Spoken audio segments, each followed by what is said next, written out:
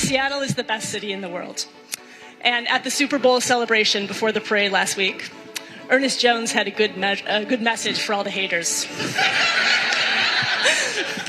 He said, "We're here to stay and we ain't going nowhere."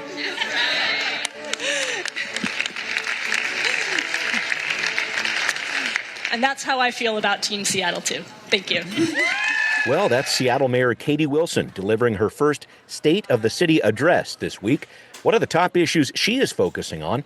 And also, what's happening with the Seattle City Council as they are considering a bill to prevent federal immigration and customs enforcement from opening new jail cells in the city. Plus, a related story there, the future of surveillance cameras in Seattle. What is next for that controversial project?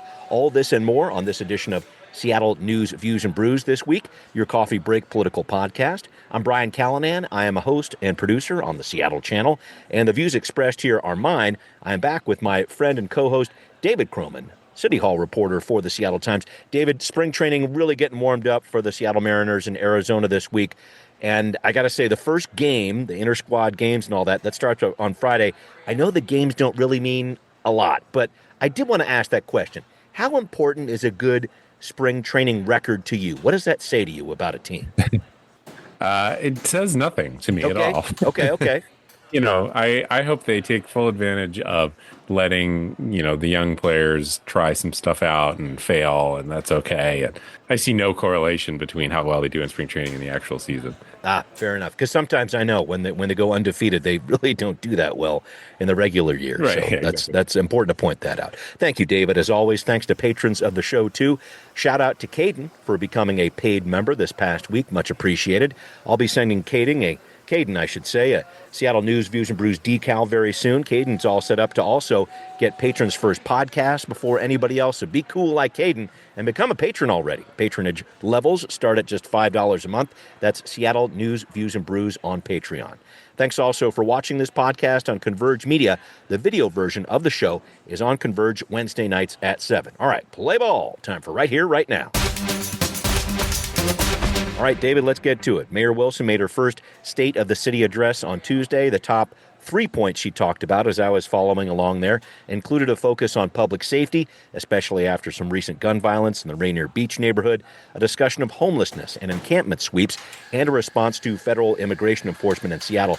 We're going to pull apart some surveillance camera and homelessness issues a bit later in the show, but I just wanted to get a heat check from you. How did she do? What stood out to you about this presentation? Yeah, and I mean, it was at the Langston Hughes Center in Central District, and it was well attended. I guess my first reaction is, she said after she was elected that she knows that she will be most likely judged on how she does with homelessness and public safety. And I know we'll talk more about homelessness later, but I think it's no accident that the first two things that she started talking about were public safety and homelessness.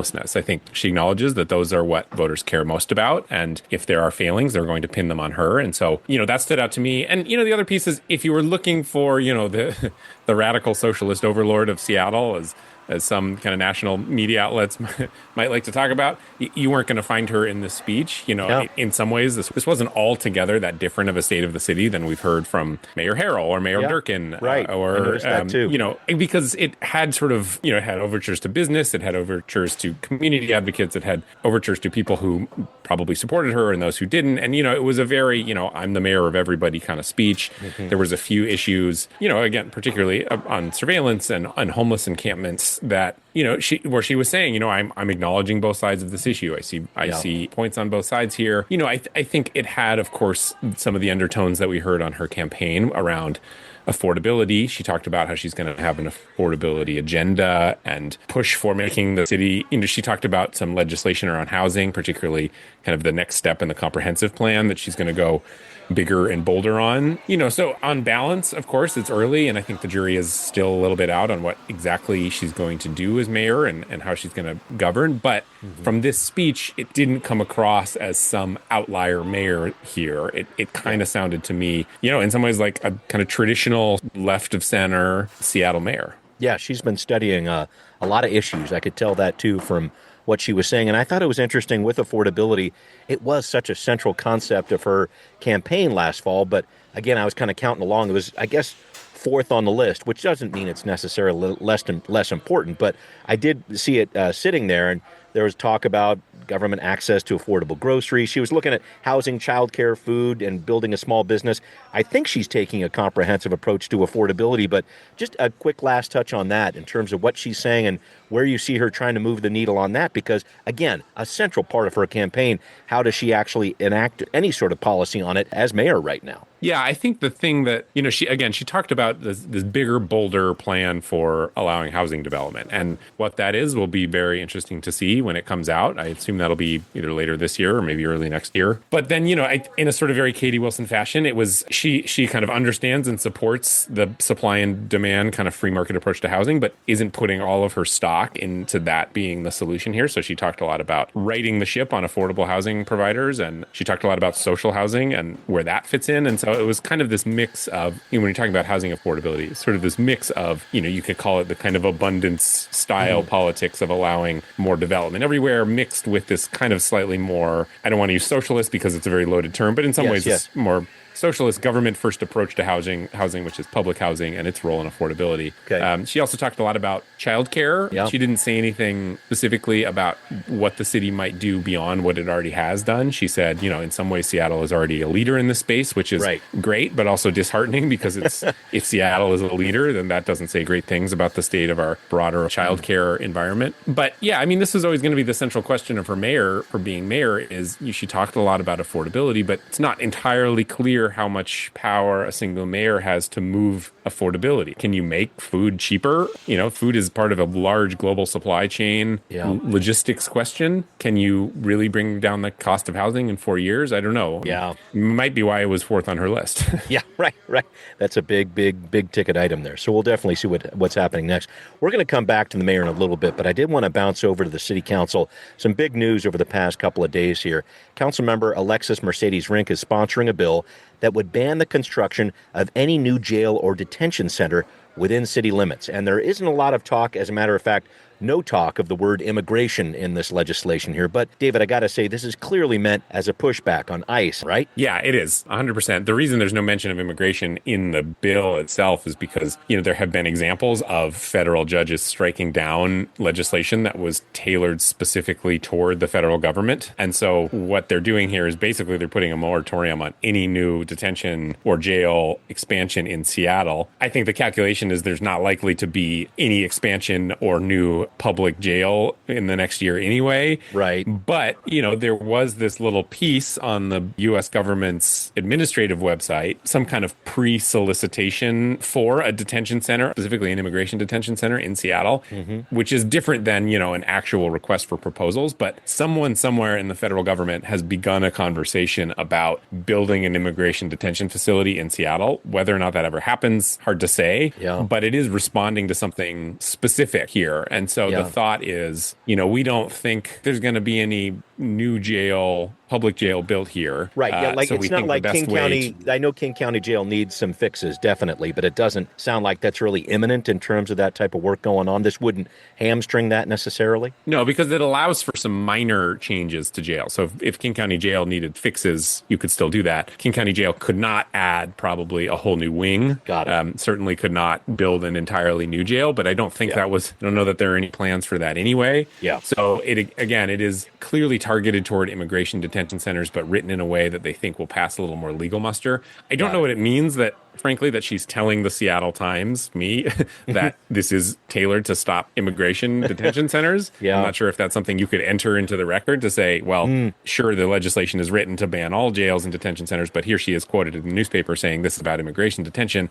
I'm not sure. Yeah, nor am I. And you reported on this too. Other cities and counties have passed similar measures, like the city of SeaTac, some jurisdictions in the Midwest too. Were you able to take the next step on that? Are those measures facing legal challenges? Is it too soon to tell, or what do you know about that? I think it's too soon to tell because a lot of those measures were passed literally in the last week or so. It's pretty early here. I would think there'd have to be some show of harm so that it would be a ban on hypothetical detention centers, if that can go to court, or if there actually has to be a real plan for a detention center that is being disrupted for the federal government to sue. I'm not a lawyer, obviously. So I don't know. Jury's out on that. Yeah. All right. Still a lot to see. Well, as a tourer. All right. Well, up next, I did want to bounce back to what's going on with surveillance cameras for the city of Seattle. Some notes from the mayor's State of the City, and city council members, too, have some big concerns here.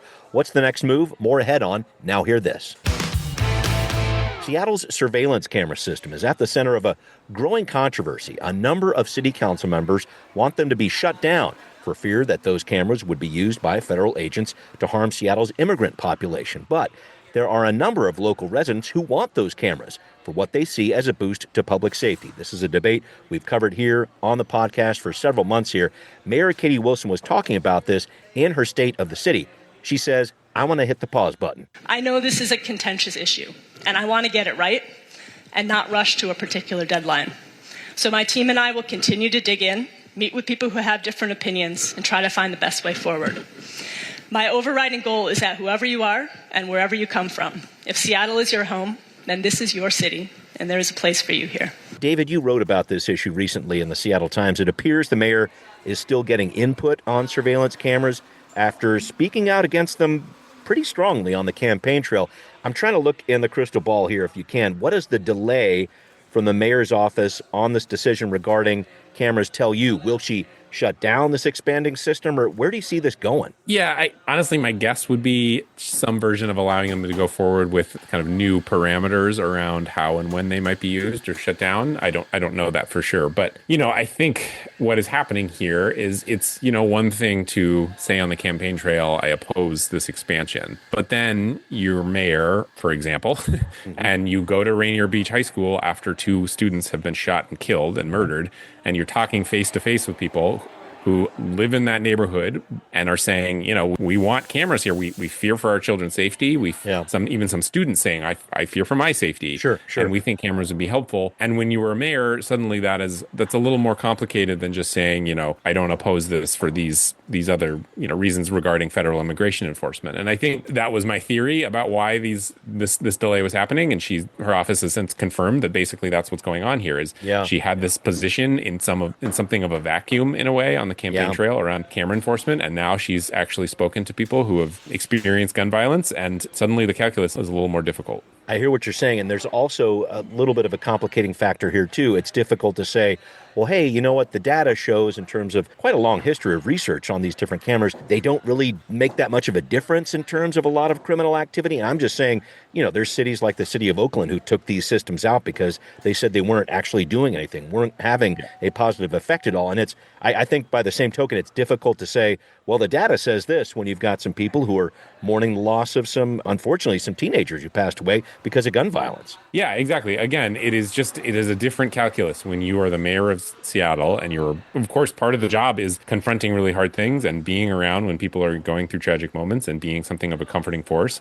And I talked to the head of the Rainier Beach Parent-Teacher Student Association, who said, I loved that Katie Wilson came down, the mayor came down. I thought she was really empathetic. I thought she was really good at listening. And, this is somebody who had voted for Bruce Harrell and was really impressed by how Katie Wilson held herself and the fact that she had showed up to this memorial and was feeling very good about that. And she was saying, if she wants to turn off these cameras or slow this expansion, I'm going to fight her on it because I think this is a really important thing. And so I know there are a lot of civil rights concerns about these cameras. This is a Black woman who lives in the Rainier Beach area saying this, that my community, I want this for my children. Again, when you're mayor and you're confronting real tragedy in a very real way, in a way that you probably did not on the campaign trail, those decisions are just a little more complicated perhaps than briefings you might get in a binder around all the pros and cons. And take me that one last step if you can, because I think there's a real challenge here, at least in my view of this. It feels kind of black and white. Either the cameras are on or they're off. You can't turn them on and somehow put a magic filter on them so they don't take video of people who are immigrants. And I'm not trying to be glib about this. I just don't know how you would actually do it. Is there a middle ground available on an issue like this? Are there some parameters, as you're saying, that could be put in place that could actually provide some more control that the city wants? Help me out with that. Do you have any thoughts there? Yeah, I actually don't know. I think the city council already has in place, if there is a subpoena for these cameras, they shut them off for 60 days. So that is already in place. But, even on the SPD's website, they say the best we can do is not collect immigration information because then we can't give them something that we don't have. Right. But the reality is if they come with a subpoena signed by a judge, we can't say no. I don't know if there's something that the mayor wants to try to do so that they could say no. It seems probably illegal. I think this is kind of the first of a couple maybe one of a couple major political tests for the mayor, which is, does what you say on the campaign trail stand up once you're actually mayor? We can get into the homeless encampment question here, but I think both of those are really putting to test the reality of being a candidate versus the reality of being the mayor. Absolutely true. We're going to come back to the mayor in a second, but I did want to jump on another issue. We're talking about police. Let's talk about this one, the much-awaited Sentinel report on the actions of the Seattle Police Department. This was at a rally by a conservative Christian group in Cal Anderson Park. There was an examination of this. Seattle's Office of the Inspector General found a number of problems with this response from the SPD, including failed communications and cultural ignorance by officers, especially when a commander was recorded on a body camera saying, "We are past talking, we're here to F people up now." David, just looking at this from a 10,000-foot view, what did this report say to you, this Sentinel report? That a lot of what caused friction between particularly the residents of Capitol Hill and the Seattle Police Department in 2020 still exists today. I think there is a little bit of a culture, and I would say it's driven kind of by Mike Solon, or at least Mike Solon, the head of the union, or at least Mike Solon is a representative of this. Yeah. This kind of sense of some members of the police department feeling like they're at war with their own city. Certainly Mike Solon projects that message. We've seen that a few times. And the union posts all these "This is Seattle" memes or whatever you want to say on Twitter, or, talks about defeating the socialists in City Hall and things like this. This sort of like conflict stance that perhaps is not the healthiest thing for a police department and a city to have toward one another. And I think about the most diplomatic way you could put that. Keep going. Yeah. I think a lot of that is confirmed in this report, that the police department, or at least certain members of the police department, appear to not be taking this sort of de-escalation piece of this as seriously as they should be. I'm not saying that there wasn't anything that, it was a chaotic event. Sure. It seemed to have been kind of poorly planned from the start. Like the Seattle Parks approves the permit and then doesn't tell the SPD about it until like a week and a half before it's supposed to happen. That didn't help at all. Exactly. I think there was a great sort of contrast there between that first event and then there was a second event at City Hall. Mm-hmm. And the second event was, it was tense, of course, but there wasn't major clashes because they had kind of learned, and they put up fences and they put up these physical barriers between the two groups so that there wasn't these direct confrontations. The Capitol Hill event, there wasn't any of that. And so what you have is this sort of hodgepodge attempt by the Seattle Police Department to keep these two groups apart. Again, there was the comments of that officer suggest there's a bit of some members of the police department are perhaps still a little bit turned against the city from 2020. They feel like they have run out of patience, or however you want to say it, with protesters on Capitol Hill. And, I think that creates situations like this that are ripe for clashes between the police department and members of the public that don't end particularly well. Right. And you're going down the path that I want to go, because I'm just thinking about the future of crowd management for the SPD. We had this federal consent decree that wrapped up last year after more than a decade being in place there. It was hanging over the SPD. It's over now. But this issue of crowd control was definitely a lingering concern for the judge who ended that oversight process.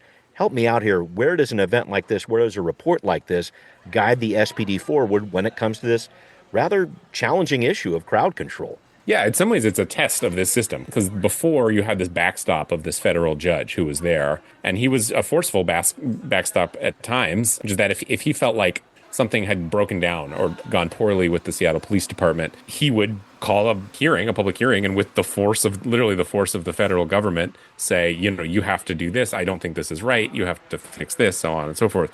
That doesn't exist anymore. And what is supposed to exist in his stead is this accountability structure that has been built, which includes the Office of Police Accountability, Office of Inspector General, and Community Police Commission. Yeah. Those three entities are kind of supposed to fill the role that the federal government and this federal judge had been filling for the last 10 years to prop up whatever progress has been made under the consent decree. In some ways we're seeing that, which is that this report is being aired and we're talking about it on the radio, and it's getting aired in city council meetings. The question, though, is whether the police department or members of the police department fear that kind of report in the same way that they might fear backlash from a federal judge. That's the theory of this whole system, is a federal judge demands this stuff be put into place, the city puts it in place, federal judge leaves, the system works. Whether or not the system works, I think we haven't had enough samples to really know. Yeah, test is ongoing, as it were. All right, well, coming up, a closer look at what Mayor Wilson's plans are when it comes to Seattle's homelessness response, especially after an unauthorized encampment was cleared in the Ballard neighborhood very recently, following a weeks-long delay. That's ahead on What's Next. David, I wanted to pull together two stories into one here, talking about homelessness. I wanted to pull apart what Mayor Wilson said about this issue in her State of the City address and match that up with a recent encampment clearing in Ballard, which she put on pause a few weeks ago to try to help more people into housing. So, first looking at Ballard. At the end of the day, the closure was delayed by about a month, and as the mayor's office reported, because of that, 6 more people were able to move into tiny houses or other housing options. I know that sounds good in a lot of ways, but then what does that sound like to people in Ballard who wanted this encampment gone a month ago? Help me out with that, just in terms of what happened in Ballard there. Yeah, well, there's kind of two layers here. The first is that it's important to remember that the Wilson administration is actually removing encampments at basically the same clip as Mayor Bruce Harrell. I don't know what the number is now, but when this Ballard encampment story first came up, I think the mayor had been in office for 2 weeks, maybe 3 weeks, and there had already been more than 100 other clearings of encampments. So the mayor has been actually quite vocal about the fact that if an encampment is in the public right of way or is in a park,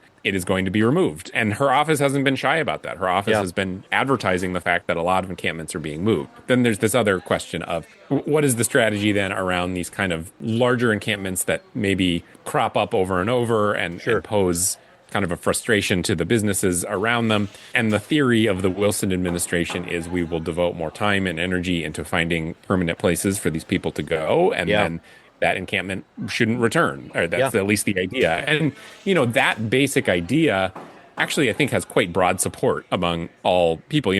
Around the time of this encampment pause, I talked to the manager of the Salmon Bay Sand and Gravel there, which is the business closest to the encampment. And he was, had immense frustrations with this encampment being there, said it was causing safety problems. They had lost, there had been some theft. And then at the same time said, if this mayor has a plan that does not include this being swept to somewhere else and then returning a few weeks later, I'm all ears. This person was not particularly enthused with how the previous administration had handled the issue. And so in some ways, I think the mayor has a lot of support here to take some kind of different approach, so long as it actually does result in the kind of permanent solution for these encampments, that people actually find somewhere permanent to go. The major questions are the question of space is, where do these people actually go? And time, it takes a lot of resources and person power to go out to this encampment day after day after day and work with people and build relationships with people and actually get them somewhere. That is sort of the ideal. And actually that is not altogether that different than what Mayors Durkin and Harrell did early in their administrations. I'm thinking about Woodlawn Park near Woodland Park Zoo. That was a big similar approach. It was this big encampment, and there was a ton of outreach done there. It was done very slowly over the course of weeks.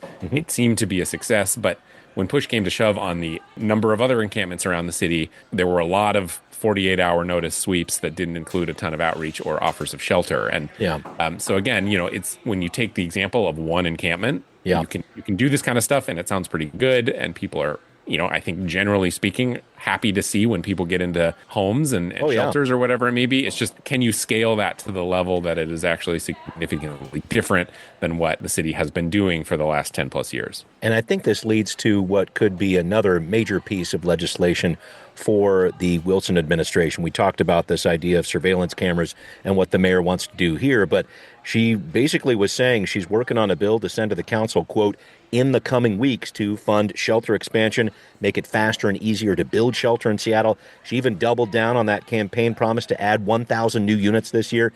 Do you have any insight about what this bill might look like, David, and this road to 1,000 new units? Some thoughts about that. Yeah, I mean, she said she would ask for money, and there's not money there. So what that probably means is the proposal will include diverting money from other things that the Human Services Department does in order to fund shelter. And if that is the case, then the calculation is there's no more important thing for the city to be doing than standing up a lot of shelter, no matter what other good work the Human Services Department is doing. She's probably calculating that the top priority needs to be standing up new shelter.